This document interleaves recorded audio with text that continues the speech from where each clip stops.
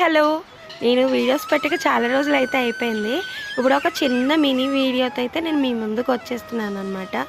మా ఇంట్లో mini garden అనేది మీకు ఈరోజు నేను చూపిస్తున్నాను. సైడ్ అయితే దీన్ని మొల్ల మొక్క అంటారండి. ఇదిగోండి చూడండి, వీటిని సూతు మల్లెలను కూడా అంటారు.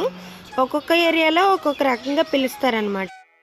లిచ్చీ మొక్క, లిచ్చీ అయితే ఎక్కడో కానీ పెరగదు.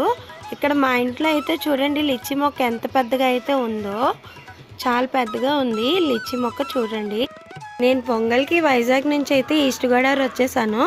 సో అమ్మమ్మ తాతయ్య వాళ్ళు పెంచిన ఈ మొక్కల్ని అయితే ఒకసారి చూసేద్దాం రండి.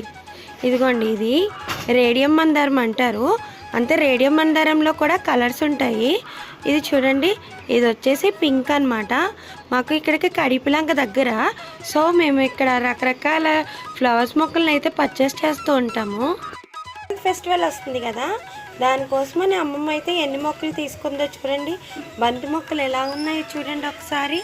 అలాగే ఇది మొరువంలోనే ఇంకొక టైపు, నాకు అంత తెలీదు. ఇది చూడండి, ఇది రణపలాకు. ఇది పుండ్లకి ఏదైనా కురుపులకి కూడా ఇది యూజ్ అవుతుంది. ఇది పెడితే బాగా మెడిసిన్లా యూజ్ అవుతుందంట. ఇదిగోండి, ఇది ఒక రోజ్ ప్లాంట్.